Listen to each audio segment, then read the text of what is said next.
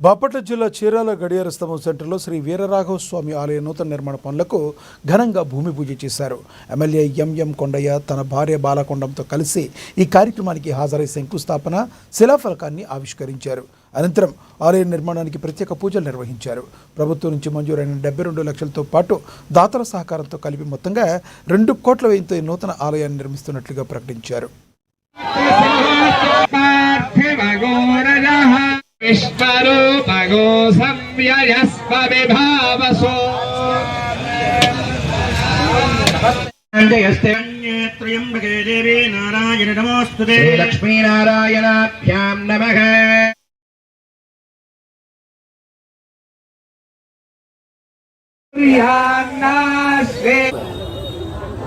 Chirala పట్టణానికే centre అయినటువంటి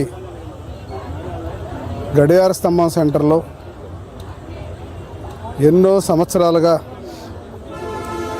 2 సార్లు అయిందో 3 సార్లు అయిందో జీర్ణావస్థకు వచ్చిన తర్వాత తిరిగి శ్రీ వీరరాఘవ స్వామి గారి శంకుస్థాపనకి విచ్చేసినటువంటి చీరాల పట్టణ ప్రముఖులకు 3 పార్టీల నాయకులకు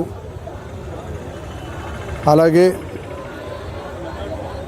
ఎండోమెంట్ అధికారులకు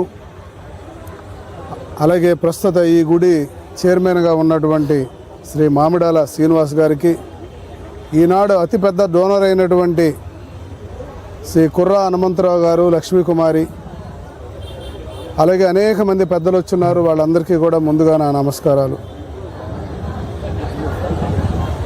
ఈరోజు ఎన్నో తరాల క్రితం స్వామివారిని ఇక్కడ చీరాల ప్రజలు, ఆనాడున్న ప్రజలు ఆ స్వామివారి యొక్క గుడిని కట్టి కొన్ని ఏళ్లగా వారందరూ కూడా వారి యొక్క సేవలను తీసుకుంటూ వారి ఆశీస్సులను తీసుకుంటున్నటువంటి సందర్భంలో తిరిగి మళ్ళా జీర్ణావస్థకి రావడం, ఈరోజు ఈ గుడికి మళ్ళా తిరిగి నేను శాసనసభ్యుడిగా ఉండి ఇక్కడ పూజ చేయడం, శంకుస్థాపన చేయడం మా పూర్వజన్మ సుకృతం అని చెప్పేసి నేను భావిస్తున్నాను. భగవంతుడు